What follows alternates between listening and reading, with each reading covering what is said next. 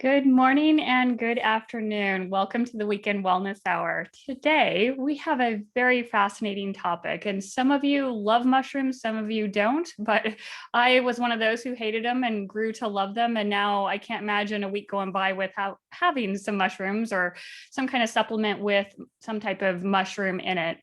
We have an expert in this world, Jeff Chilton, who's joining us today. I'm very excited to have him here today. He has been in this industry since, well, 1970s, 1960s. He started studying it, and he's going to share a little bit about his background with us. Thank you so much for coming on, Jeff. Amy, thank you so much for having me. I'm really excited to be here. Thanks a lot. Appreciate it. Can you dive into to tell us you started studying mushrooms and then kind of share us a little bit about your background because you've really been in this industry for a long time and your knowledge is must be enormous. Well, I grew up in Seattle, the Mhm. Pacific Northwest, and what are we known for up there? Rain. It's, Yes. it's a very wet climate, which is, we have beautiful green forests. It's the evergreen state, lots of water, lakes, rivers, and all that. So when I was a youngster, I was actually able to go out mushroom hunting with certain adults, and that's like a treasure hunt. Mhm. You find the mushrooms you're looking for, and it's like, oh my goodness, this is fantastic. Um, when I went to university, and I went at the University of Washington there, my field of study was actually anthropology, but Oh, they actually had a mycology department. So I took courses in mycology as well. And I put the two together, and I was actually studying the use of mushrooms for food, for medicine, and in shamanic purposes while I was at the university. Now, that's now, Amy, you get out of university and you have a degree in anthropology and you go looking for a mhm. job, and there's not very many of Yeah. them out there. So I actually was thinking and reading about growing mushrooms, and I thought, wow, that is so interesting. I'd love to learn how to grow mushrooms. And Mhm. there was a mushroom farm 60 miles down the road in Olympia, Washington. I went down, I applied for a job, I got a job. I was there for the next 10 years Wow. living with mushrooms, a very big farm, 2 million pounds of agaricus mushrooms per year, but I was literally living with mushrooms for those 10 years. That's incredible. And during the 10 years, did your love for mushrooms grow? And would you learn about how they grow?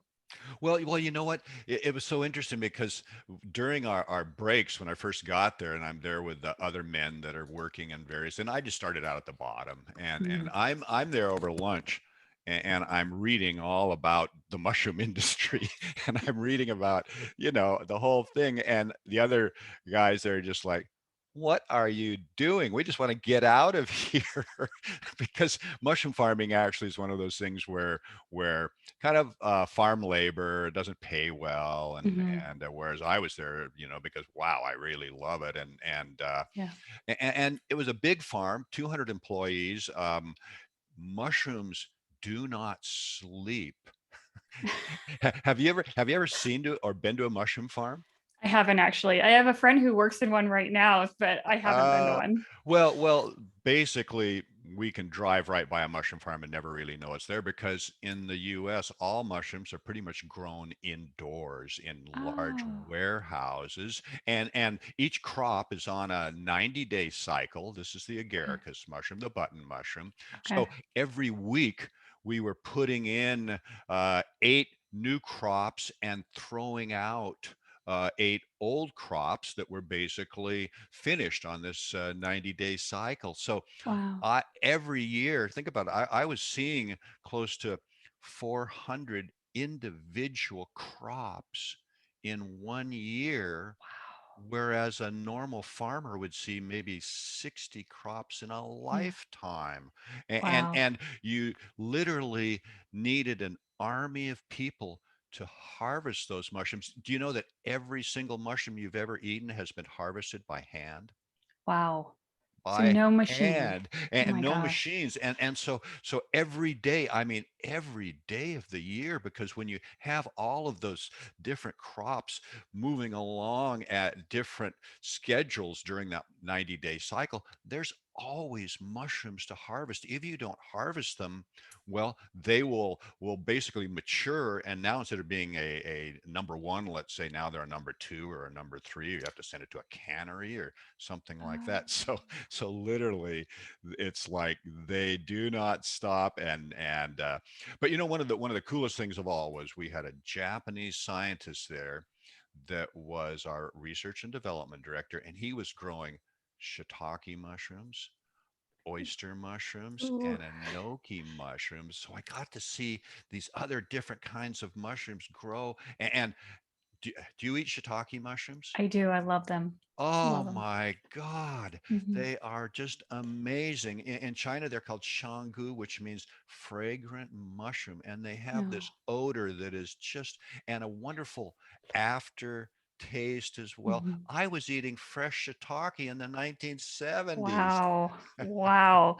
So in these warehouses where they're growing, do you have to have different microenvironments? So the button mushrooms have a certain amount of moisture and then the shiitakes are different, or can they all grow within the same warehouse Well, they conditions? can grow within the same warehouse, and the reason they're grown indoors is because mushrooms need high humidity to grow, and that's Okay. why in the wilds, essentially, it's during the rainy season when everything gets wet, the humidity goes up.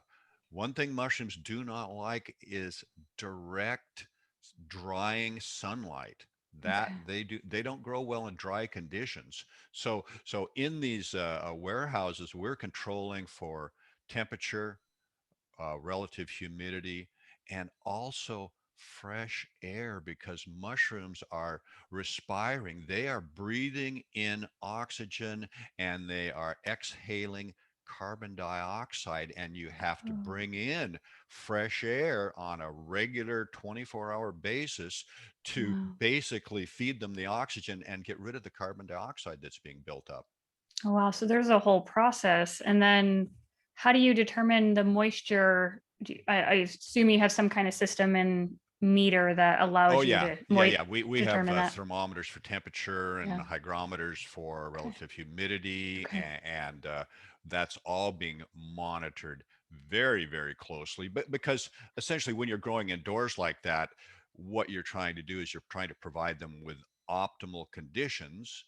Because Mhm. the basically, if you're a mushroom farmer, you want the highest yield Right. possible. you, you Yes. know, actually, we grow most of our mushrooms, in fact, all of our mushrooms right now in China, and we do it in a totally different way. Over there, we grow them in shade houses, like Oh. greenhouses with sort of no environmental controls. They basically get grown during the season when the temperatures are Nice. right and the humidity is up. So it's a very different type of growing system, which I call more sort of appropriate, and rather than using a lot of expensive machinery to create Mhm. that environment. It's just done pretty naturally. And one thing people need to know too is, a lot of there's this old joke. Oh yeah, I must be a mushroom because they're feeding me bullshit and I'm keeping me in the dark, right? Mhm. Well, mushrooms actually need light to grow properly. Yeah.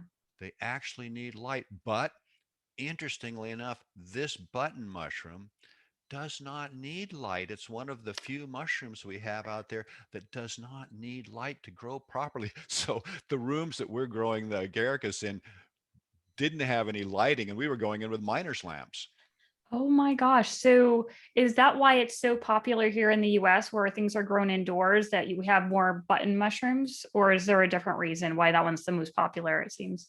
No, no, it's really just a matter of the fact that that was an industry that was strong in Britain, and they started growing this agaricus mushroom in France. That's where it began in the 1700s. It was called the champignon de Paris, the mushroom of Paris, and they actually grew them in underground caves where they had mined limestone to for a lot of the Oh, buildings that they had over there. And the thing about the cave was it had a very constant temperature which they could utilize for growing the mushrooms. It never got too hot. The humidity was always good. So they used caves over there. But Yeah. Anyway, That's fascinating. So now, what are some of the benefits that we have of mushrooms? I mean, why are they good for as food? well, it's so interesting because when I first arrived at the mushroom farm in 1973, Mhm.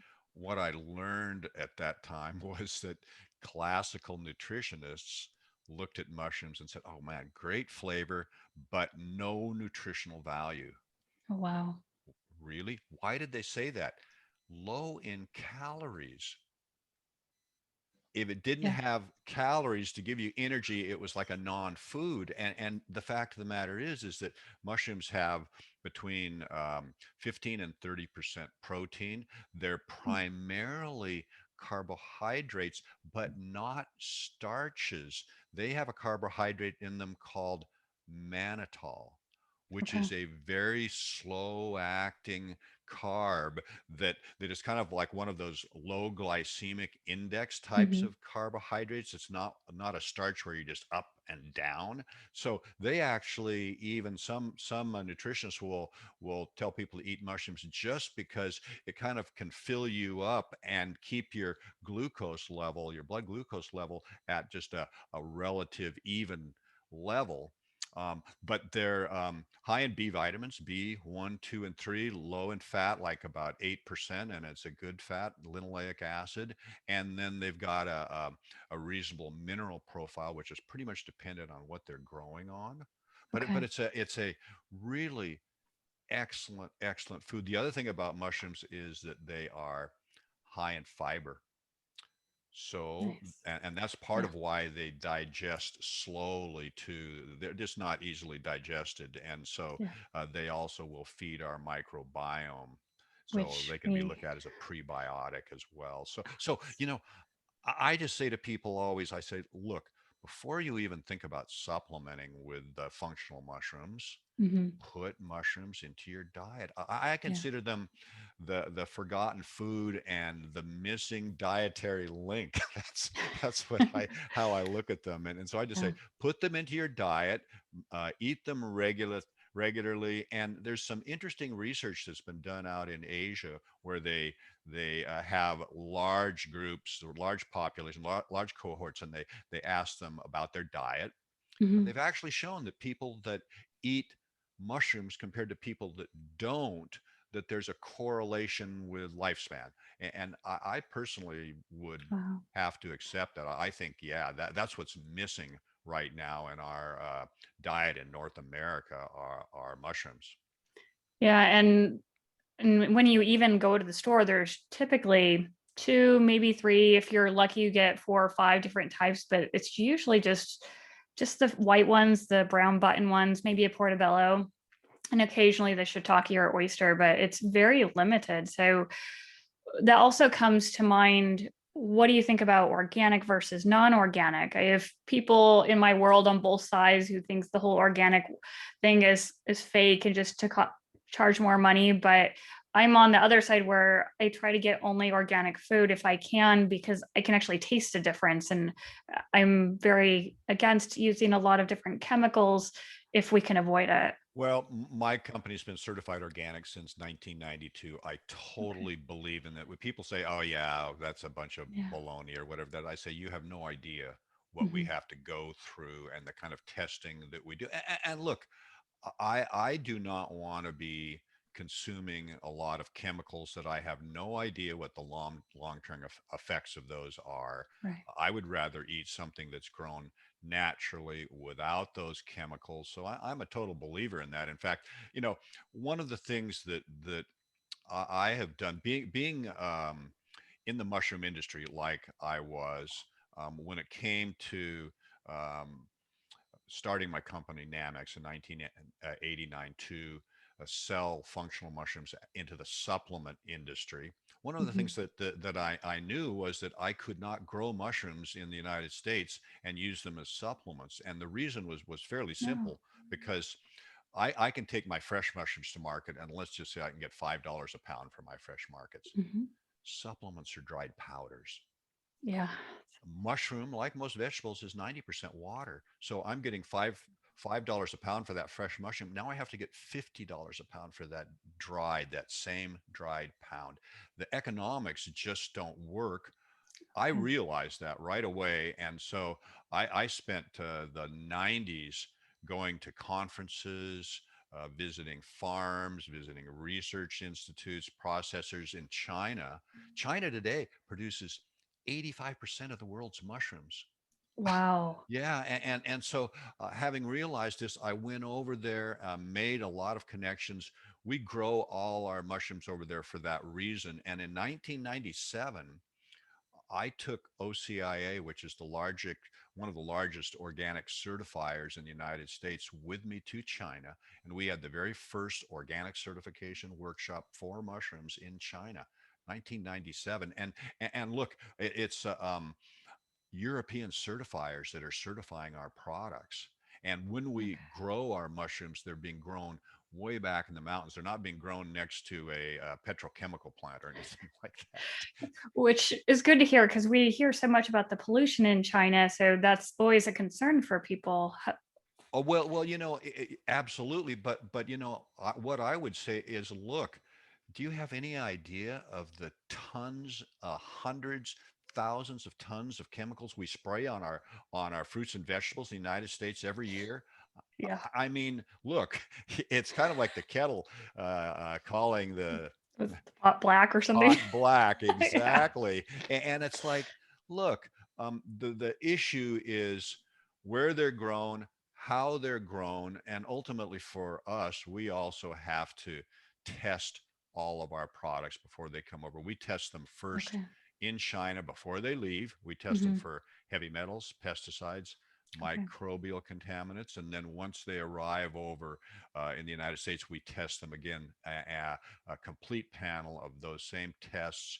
And being organically certified, we really can't sell them. And people say, oh, the supplement industry is unregulated. It is not. It is Really? very, very highly regulated. Now, let me just say this: it's regulated in the sense that you have to pass the heavy metals test, you have to Okay. pass the microbiological test if you're organically certified. Well, even if you're not, there's a pesticide panel that you need to pass. That does not mean you're buying a good product. It could still be a lousy Hmm. product that passes all those tests. It could be organic, it could be kosher, it could be all the rest. Doesn't, fine, but that doesn't make it necessarily a good product. So just keep Right. that in mind, because a lot of times people see what I call the merit badges Hmm. all along the label, and they think, oh, okay, everything's good. No, it's not. um, I would say maybe half the products in the supplement space are not going to do you any good. Oh, wow. Yeah, and in my category, we have Even more. serious issues in the mushroom category, and we will get to that at some point here, but it's like really serious issues. Yeah. So when you're looking at a mushroom, so the ones that you grow in China, you call them functional mushrooms because they're going to go into supplements, correct? So when you use them and you're selling them for supplements, you're drying them out, you're making them into a powder. Are you doing several types of mushrooms that all go into one powder, or are you keeping them separate by species and then the company that wants to combine them with other types of nutrients, they take them as separate species, or is it a combined like five different mushrooms together? Well, we actually sell approximately 10 different species. Okay. So we keep them all separate. Each species can have certain attributes, certain benefits, but they all share one primary benefit. And let me just start by explaining, what we Hmm. call a mushroom, because this is really Yeah, helpful for people. that's true. You know, mushrooms don't have seeds. So, Amy, how do I plant my mushrooms? There's no seeds. No, something called spores, right? well, even there, it's kind of interesting. But what Yeah. happens? Okay, mushrooms produce spores. Okay. They don't produce seeds. They produce spores. Those spores fly out on the air currents. They land on the ground. They land in a Mhm. piece of wood. Uh, Yeah. when conditions are right, which means the moisture is there and they're high, these spores will germinate into a very fine thread-like filament called a hypha. When Okay. multiple of these filaments fuse together and form a network, we call that mycelium. So this Okay. mycelium is the vegetative body of this organism, and Got it it. is what it's doing there, and is it is basically repurposing by growing on all of this organic matter that we've got out there every year. What we've got, all the leafy matter, all the rest of the branches and everything coming off the trees. We've got annual plants that are dying and laying there going, what am I supposed to do? It's like something has got to break those down and repurpose them ultimately into humus. That's one of the functions of this mycelium. It will be breaking that down. So Okay. as it's doing that, it is also building up reserves of energy in its network. And then in the fall in the Northwest, when all of a sudden conditions change from summer, which is kind of hot, maybe a little drier, now all of a sudden it's fall. The rains come, the humidity goes up comes this mushroom. It goes through its stages to where the cap opens up. There's gills underneath. Hmm. There are the spores. Now we have the completion of this life cycle for this organism, which has three what we would call plant parts: Okay. spore, Okay. mycelium, and mushroom, each one being Okay. quite different. And why it's so important is because when we look for a supplement, I mean, ginseng root, Hmm. echinacea flowers, Yeah. ginkgo leaves, the Got plant it. part makes a big difference in terms of the medicinal compounds you're going to get. So that's very, very important. And it's actually a regulation. When you buy a supplement, it should say what plant part that's in there. So mushrooms have this compound in their cell walls called a beta glucan. Okay. And the beta glucan is that which makes mushrooms medicinal or functional. And each mushroom will have this beta glucan in a certain structure. The structure can change a little bit, and that makes the difference between a mushroom being highly functional or medicinal and one that is just good nutritionally but doesn't have these really powerful medicinal compounds. And so the beta glucan, what it does is it is something that potentiates our immune system. Mm. And look, you know, um, really the foundation of our health is our natural immunity, our innate and learned immunity. I mean, that is so important for us. And so these mushrooms, when we eat them, these beta glucans will they don't digest well, but they'll come down, and we actually have receptor sites in our intestines for beta glucans. Hits Okay. these receptor sites, and then it can potentiate the growth of immune cells like macrophages, NK cells, T cells, so Yeah. that when we are challenged in some way, okay, here we go. Yep. We're Ready. ready. So that is something that is the basic benefit and function of these medicinal mushrooms, is that it will potentiate our immunity, and all of these particular medicinal mushrooms will have that type of a beta glucan that can do that. So that's one of the keys to them, and you can even get those benefits when you eat mushrooms. The Okay. difference is when we make our um, mushroom powders, what we're doing is we're actually doing a one-time extraction, a hot water extraction. And what that's doing, it's kind of making the product a little more bioavailable. And it's Okay. also helping to break down the cell walls of the mushrooms to again make that beta glucan more available. So when we're selling a product, it's not just a straight mushroom powder.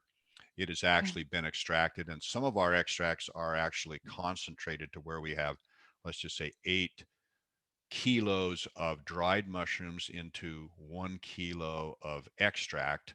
Because when you're putting Wow. something in a capsule, for example, well, I mean, do people want to have 4 capsules that they have to take every day, or would they rather have like two or something like that? Hmm. So we will make more concentrated extracts as well, and those are the powders that we sell to our customers. And again, um, I would say to most people, look, um, eat mushrooms first. And here's what's really interesting. I weighed a button mushroom Mhm. not long ago. One medium button mushroom. Uh-huh. Can you imagine that button mushroom weighed 40 grams? 40 grams. That's really a heavy mushroom and quite a lot, because when you dry that out, now 40 grams wet, 4 grams of dried mushroom powder. That's That's not like, much. wow. But, when we eat things, we're not always chewing them well.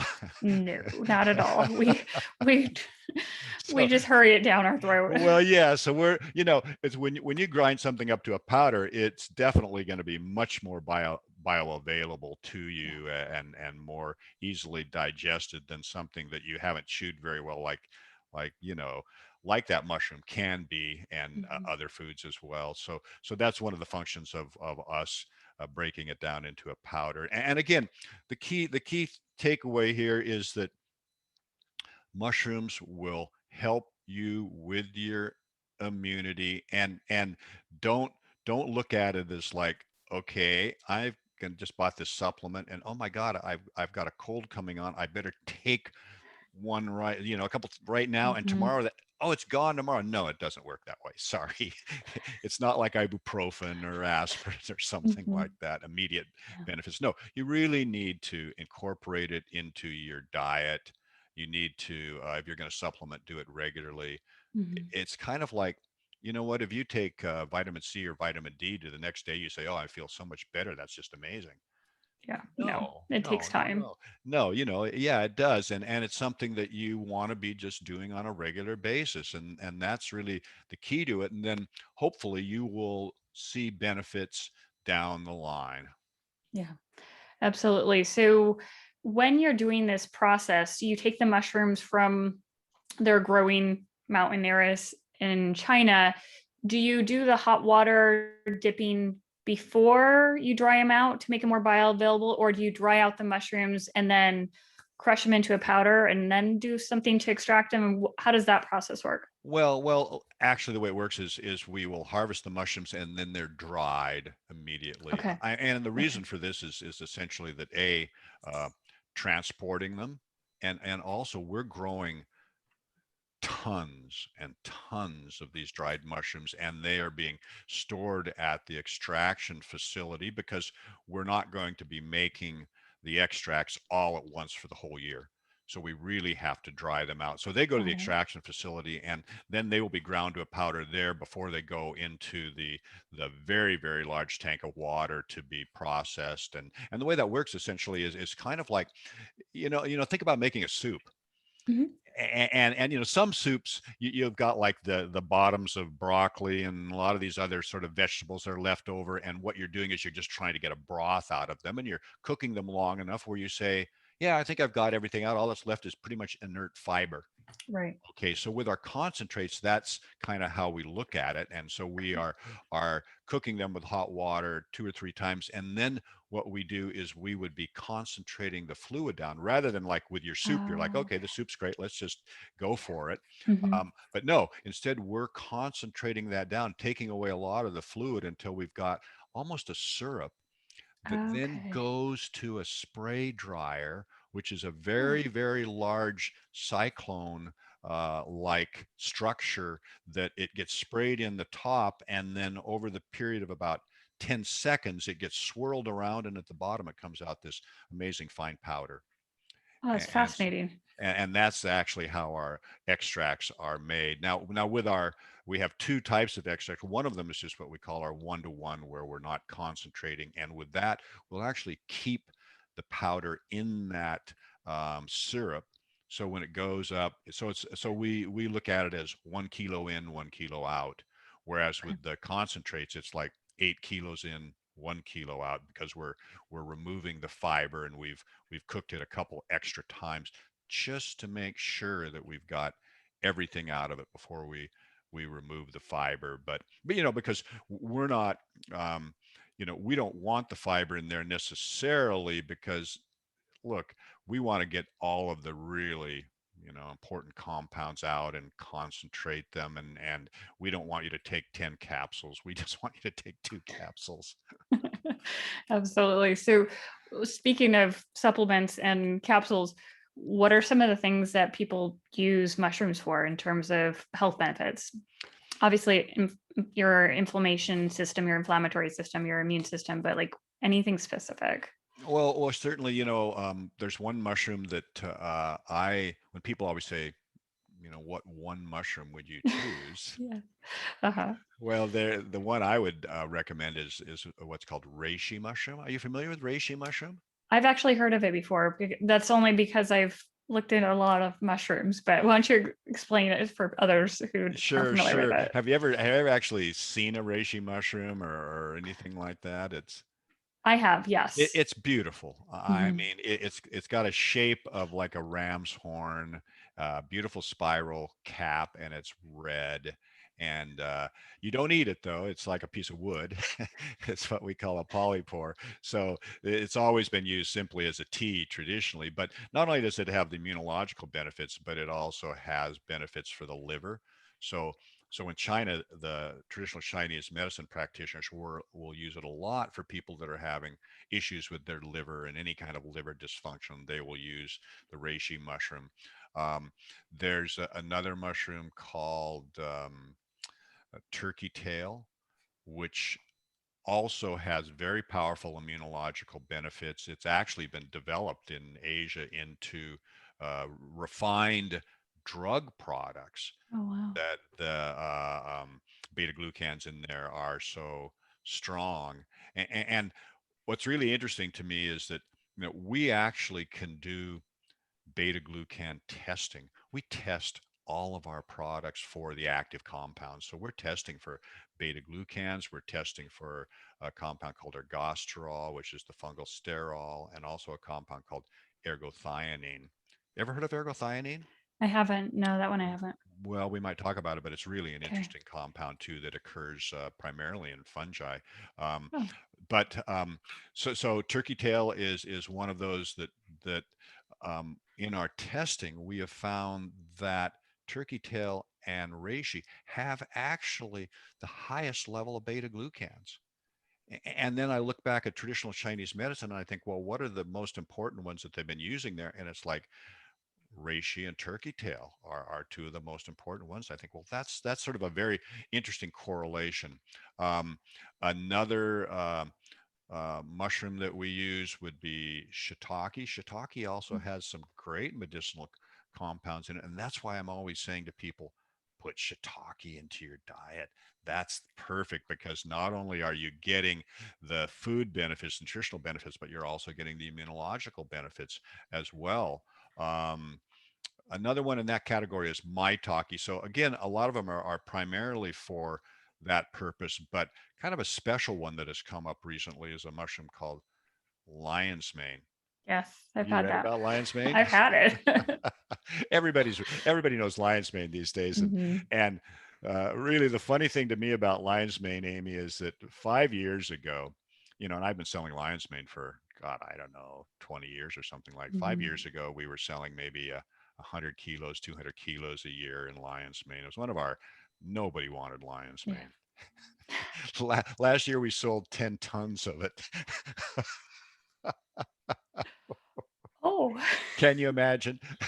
It's our number one seller right now, dang. and a lot of it is this whole nootropics Mhm. category and this idea of a nootropic, something that is going to enhance our abilities, and in this case, our mental abilities. And Mhm. everybody wants something that can enhance Yes. their cognition or something. And so lion's mane has become sort of like a superstar in that category. And the reason is that lion's mane actually produces a compound called or stimulates the production, I should say, of a compound called nerve growth factor. And Okay. that's something that we produce. And Mhm. nerve growth factor will help to organize the production of neurons. Mhm. So it's an important compound that we produce, and lion's mane sort of will stimulate that. And one of the things about it is that, especially as we grow older, we are not producing as much of it, like a lot of things that kind of happens. And Right. so um, they, especially in Asia, look at it as something that as people get older they should start taking lion's mane. And there are some interesting clinical studies that they've done in Japan, where they've taken two groups, a control group, and Hmm. given them lion's mane, given them a battery of tests. After 120 days, they've got the group that's taken the lion's mane and the control group taking the lion's mane does better on the battery of tests now. After they stop, after 30 days, all of a sudden they're back down to to baseline. Wow. And which is kind of interesting. And again, for what it's worth, because look, it's a survey that they all test Yeah. on a number of things, and then they do it again. And Yeah. but it's just kind of interesting. That's what they're starting to do now with the clinical trials over there, the testing for people who are early onset dementia and things like that, or Alzheimer's, and hoping, because they found a Mm. couple of compounds that they're looking at. And all of this kind of testing is what researchers do for drug discovery, right? Yeah. Seeing if they can find some compound that ultimately they can refine and then produce. And Yeah. but we can look at that and say, okay, look, there's a natural product there. And so then it's a matter of how much do we have to take to get the benefits?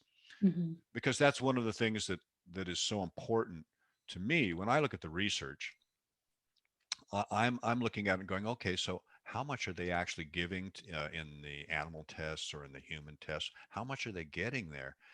Sometimes you look at it and they're giving really large amounts, and you're like, oh my goodness, that's a lot. And whereas in this test with the lion's mane, the one I just talked about, they only gave them 3 dried grams of actually the mushroom, 3 dried grams of the mushroom.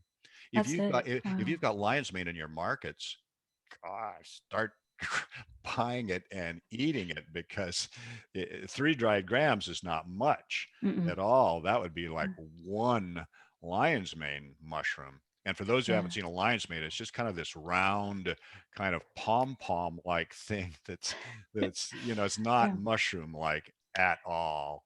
You No, know, it's really pretty actually. It's it, just it, it is, yeah. and it's really delicious. Have you ever Yeah. eaten lion's mane? I actually have. And to me it kind of reminded me of like almost like a sea anemone with tiny little Yep, it was yep. It's just got it was little like fluffy. spines or something on Yeah, it. it's just this Yeah, fluffy thing. And when you cut into it, it's just spongy. So I've done a lot of scuba diving. So that was first thing that came to my mind. yeah. And I actually wasn't sure what to do with it at first. Like I've only had it once and it was a few months ago. And I was just shocked by this beautiful thing. And how do I eat it? Yeah, I'm really big on sautéing, so I saute my mushrooms a lot. And Mhm. and let me give people a tip when they're cooking mushrooms. It is, you have to cook your mushrooms on a high heat. If you Okay. don't, what happens is all the water comes right out of them. The next thing you know, they're sitting in a pool of water in your fry Mhm. pan. So high Okay. heat, what that does is it kind of sears them. That's what you want to do, kind of Oh. brown them off, sear them. Mhm. The moisture stays inside. Okay. And then remember too that they're going to shrink. I usually Mhm. cut my mushrooms about a quarter of an inch thick. You Mhm. you look in the pan, you think, oh, gee, that's a lot. No, after 5 minutes, you're going like, where did they go? You So can barely see them. yeah, they are going to shrink. And again, I like to cook them a little longer than not. And um, when they come out of my fry pan, they're not soggy and slimy, which is what you hear a 5-year-old always say. Yeah. Ah, there's a slimy, and that's why youngsters hate mushrooms, because they're not cooked properly or presented to them properly. I mean, how many people started out for the first 20 years of their life just going mushrooms. Oh my God. Well, maybe they would eat them on a pizza, right? They would, yep. I remember pulling them off when I was a kid there on a pizza. I'm like, I can't have anything that's related to a fungus. But now it's the Yeah. only thing I would eat on a pizza. So Yeah, I figure, that's so interesting, because I was just reading about that recently and said mushrooms are, I think, the second most popular pizza topping. yeah, it's And crazy. so at any rate, that's just kind of a cooking tip that's really important Yeah. if you want those mushrooms to taste well and so on. Um, Getting back to what some of these mushrooms will do too. Chaga is something. Have you heard about chaga at all? Not that one, no. Oh, okay. Chaga is actually something that grows off the side of a tree. Hmm. It's a black, gnarly kind of looking fungus. It's actually doesn't look at all like a mushroom, and it's not a Okay. mushroom actually. Hmm. It's just a manifestation of a fungal invasion of that tree. The fungus actually is a parasite attacking the tree. The tree responds by putting out this what is actually called a canker, and it's called Okay. chaga, and it's been used for hundreds of years as a something for stomach issues, Oh, and also science has shown that it has some good antiviral properties. So, and that's the other thing I would say about all these mushrooms is they are antifungal, antibacterial, antiviral. We talk about immunity issues with mushrooms or immunity benefits. That can cover so much territory yeah. in terms of our health. And I'm sure for you, um, diet is like this is like the foundation, right? Absolutely. Diet and how you breathe, my two things. Yes. Yep. I mean, if you do not have a good diet, you are not going to be healthy. If you eat Hmm. out of those center aisles with Yeah. packaged, processed foods, you are not going to be healthy. So I'm always, for me, that's why I push mushrooms into the diet so much because I Yeah. know that you can eat all of the functional mushrooms you want, and if you're not doing the right things with your diet or Hmm. breathing right or Yeah. exercising or doing these other parts of that, then it's not really going to make a whole lot of difference for you. It really won't. So you have to put all these things together in a very holistic way. And I don't have to tell you about holistic anything, right? Because that's what Yeah. you're a practitioner of Hmm. that, and that is just so important. Now here's a real interesting mushroom for you, Hmm. as you're a runner and all, right? Hmm. Yeah. Okay, have you ever heard of cordyceps? I have heard of that. Yes. Okay, cordyceps is called caterpillar fungus, and so you actually find it, you wildcraft it up in Tibet, and people are Wow. on their hands and knees crawling around pastures because it's cordyceps actually the whole genus they grow on insects, and this particular fungus will attack a caterpillar as it is hibernating, and then Crazy. in the summer when the fungus grows off of it, it comes up and it's not like a mushroom, it's just like a little blade of grass. They call it winter worm, summer grass, and when they find it they actually will dig it up and they will get this caterpillar with the fungus attached, and that Gosh. is the herb, The whole thing? the whole thing. Oh. And yes, yes, yes, and I actually, well, today uh, that sells in China for $15,000 a dried kilogram. No wonder Okay, people are digging for it. well, yes, and you will never find it in a supplement in the U.S. because it's too expensive for Yeah. supplement use, and even in China, it's not commonly consumed. It's given away as a gift oftentimes. It's just too expensive, but Hmm. it's been used medicinally, but there's another species of cordyceps that has been used medicinally, and it's called Cordyceps militaris. It's a beautiful orange. And the cordyceps, again, it's just kind of like a blade of grass. It is how it grows. And Hmm. this one is orange, and we can cultivate it, and it doesn't cost $15,000 a kilo. It is it is reasonably priced, so we have the ability actually to use cordyceps. Cordyceps was used for neurasthenia. People are sick. They can't quite get over their illness. They're pretty much over it, but they're still fatigued, don't have Hmm. energy. So they would give them cordyceps, which has kind of now in the US, a lot of companies selling athletic products will go, oh, fatigue, sure, cordyceps, and so that's where a lot of it goes. And here's the interesting part about it, Amy, is that in 1993 at the Chinese National Games, Hmm. they had some runners that broke world records, Oh, and they yeah. broke them by this incredible amount, like in the 10,000 meter, I think they broke the record by 40 seconds, and in the 1,500 meters the same Hmm. thing. and Yeah. and then they went on to the 96 Olympics and broke records. Some of these records stand today, and the coach claimed that he was giving his athletes cordyceps and a few other herbs. And so all of a sudden, it was like cordyceps was making the national media worldwide. Okay.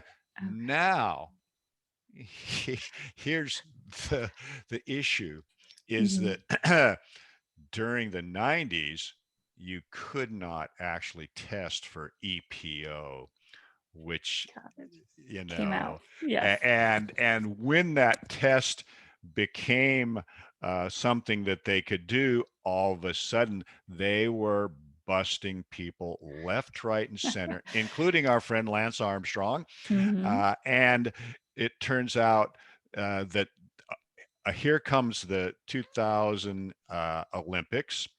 It was going to be in Australia. And guess what? At least 30 of these Chinese athletes, including 7 runners from this coach's team, Hmm. did not participate.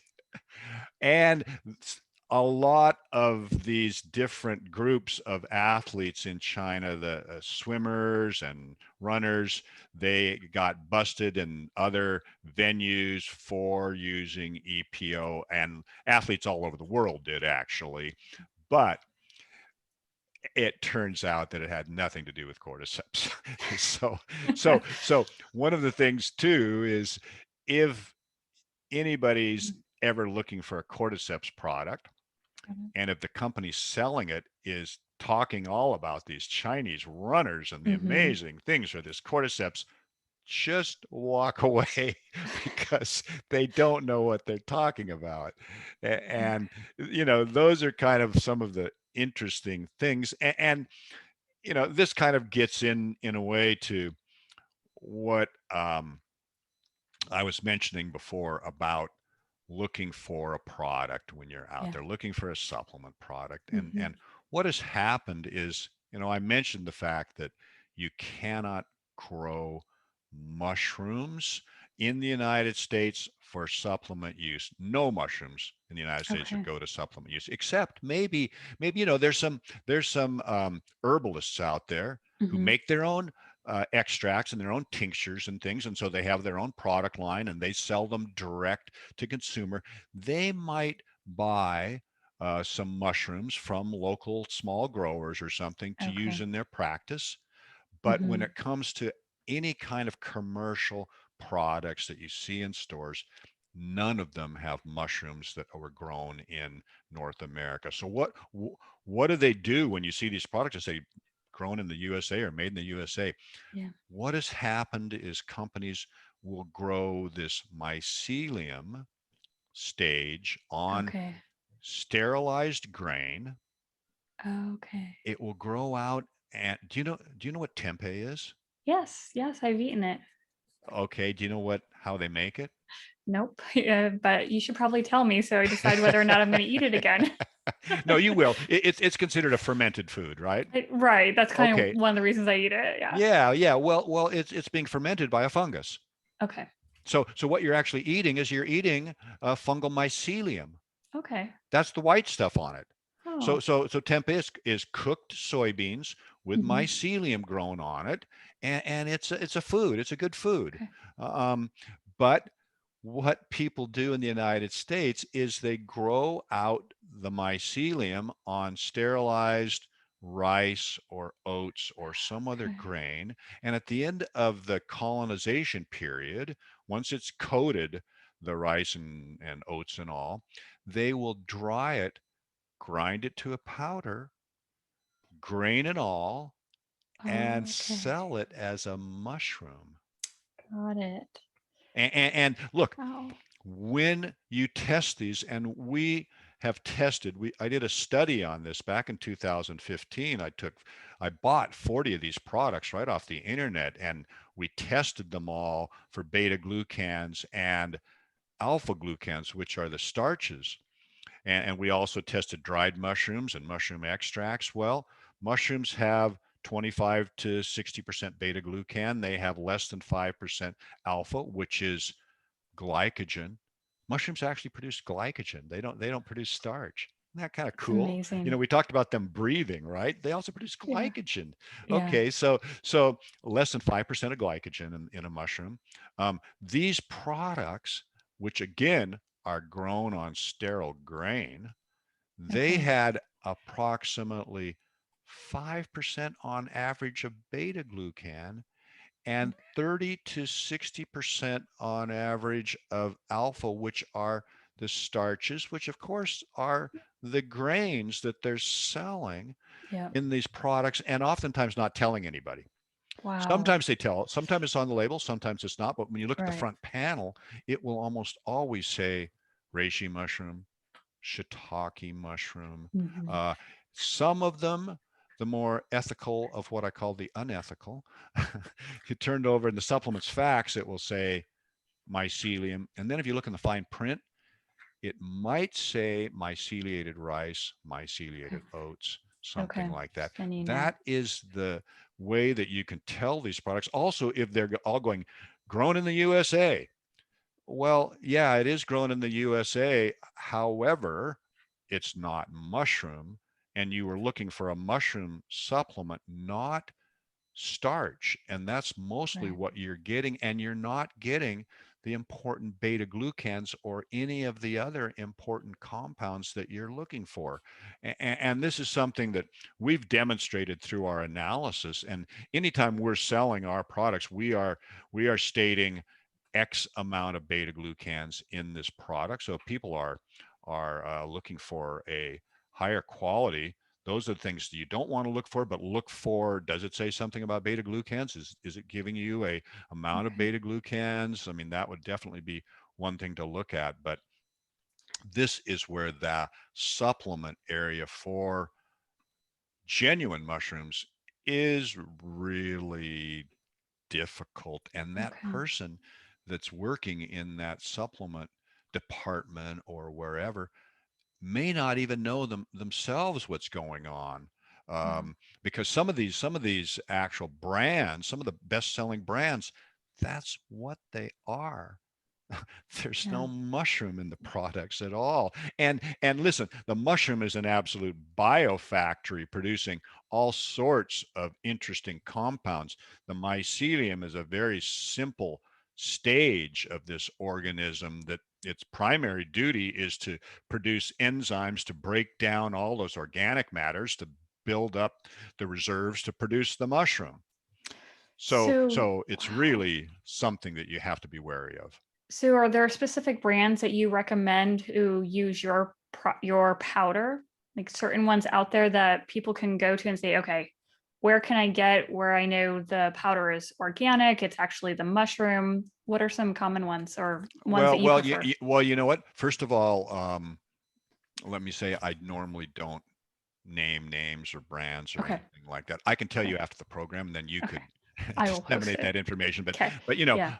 I don't do that. Yeah. I mean, look, we do primarily Nammex sells raw materials to other companies, so there Right. are lots of companies. We have hundreds. Literally hundreds of customers out there that sell our products, Okay. and we also have a retail line. I can give you the URL Oh, to that too, so you yeah. can actually go there to get them. But I mean, back in the 90s when I was still, kind of like, okay, I'm in the office answering the phones and doing Yes. all that kind of stuff, I would be talking to people and they would say, hey, I've got cancer. And somebody said to me something about medicinal mushrooms. Can you help? Yeah. Can Yeah. you imagine selling them starch? It's just like unbelievable that those Yeah. products are out there, and That's and naturopaths are even recommending some of those products because they're in many ways are not too different from physicians where they don't have the time to research it all, and they're just listening to a lot of the what I would call marketing speak Yeah. out there, and they don't really know, and so they could even be selling you a supplement that's not genuine. Yeah, and it's sad, and it's hard to get this information across. So I really appreciate your time sharing all this and making people more educated so they can look at the back of the bottle and know exactly what to look for or ask the right questions. So as we wrap up, I just want to see if there's any last minute advice you would give to people and or what they should consider about mushrooms. Well, I mean, my major advice to people is look, before you supplement, put mushrooms into your diet. It's a Okay. really important food, and Yeah. you've really been missing out on it, and be sure you prepare it properly. That's really the key. They go with everything. I mean, you can put them in stir fries, in eggs, in Mhm. soups, you name it, they go with so many. And today, in today's marketplaces, I mean, if you're in a metropolis of any size, you could go to Whole Foods and there'd be like 6 different mushrooms there. Try them. They each one has a different flavor, really kind of Mhm. interesting. And by the way, Amy, just what's really interesting too that you should know is Mhm. that portobello and that cremini and that button mushroom, Mhm. they're all the same species. Oh, are they really? Yeah, it's all the same mushroom. The only difference is that with that I guess it's the portobello, the one, it's just a mature one. They just allow it to grow big. That's funny. Oh, Yeah, that's good because to know. the button mushroom, you know, it's basically a button because it has been harvested at an immature stage. Oh, And so okay. what they want to do is they want to harvest it where one, it hasn't opened up and now it's producing spores, and now you go to harvest it and the room is filled with spores. Uh-huh. And also it's got a much better shelf life as a button. Mhm. And the cremini is nothing more than a brown version of what you might see as normally white. Oh, So that's interesting. yeah, so it's really kind Good of to know. kind of fun. It's great marketing, and you know what? It's what it is. Yeah. No big deal one Yeah. way or the other. But That's anyway, awesome. yeah, I know it's kind of fun. Well, I really appreciate you coming on. Thank you so much for your time. How can people reach out to you or check you out? Well, our website is nammex.com, Okay. Nammex.com. We're a wholesaler, but we've got Okay. a lot of great information there and under an educational menu, and including, I've got a number of slideshows there about how we grow our mushrooms, how Okay. we process them, great Thank you. information. And then we do have a wholesale or a retail division where we sell products primarily on the internet. It's called realmushrooms.com. And Okay. that site also has a ton of great information there. So please come to those sites because Thank you. again, there's a lot more you can learn there. I appreciate it. Thank you so much for your time. And thank you all for joining us today. Have a great rest of your weekend. Take care, and we'll see you next week. Bye, all.